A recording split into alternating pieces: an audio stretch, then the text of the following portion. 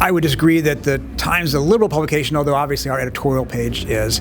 But Jim Baker is just a fascinating figure, regardless of your politics. He is a study in power and how it is acquired and exercised and preserved in Washington. And we wanted to write about his story because not only was he Secretary of State at the time the Cold War ended, helped reunify Germany, built the coalition that fought the Gulf War, he also ran Reagan's White House in the first term. He ran 5 presidential campaigns, so he managed to bring together politics and statescraft in one career. And his story, we thought, was very compelling and hadn't been told.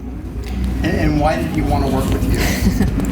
Well, a couple points. First of all, I would say the interesting thing about Jim Baker is Democrats as well as Republicans are fascinated by this person as almost the avatar of how to succeed in Washington and how to navigate power politics in its sort of most pure form. And actually, it was a Democrat, it was Tom Donilon, who was the National Security Advisor for Barack Obama, who said to us that he considered Baker to be the most important unelected official in the United States since World War II, essentially. And there's certainly a strong argument for that. And what we found is that Democrats as well as Republicans sort of appreciate that as a case study. And by the way, it's interesting you asked this question, why did Baker want to work with us? I think one of the things that he took away from his time at the heights of Washington in the 1980s and early 1990s was an understanding that the media, not only did he not consider the media to be the opposition party or to be the enemy,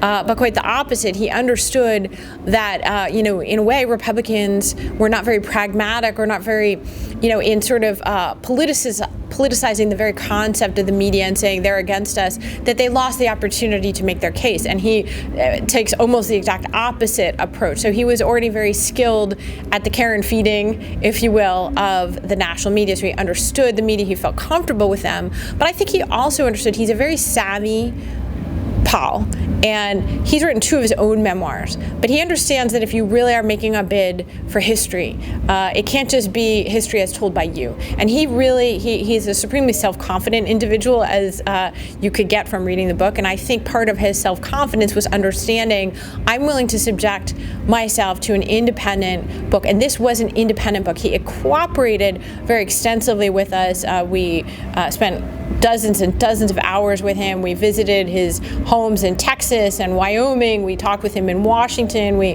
toured Houston, a city that he grew up in and spent most of his life outside of D.C. And yet, he had no ability to review the book, or, it was a completely independent book. There's a lot of critical things in there, and I think he would say, well, I said I could be a warts and all book. I didn't necessarily mean all the warts, but he did. I mean, that's the interesting thing, is that he understood that an independent book was part of being in history.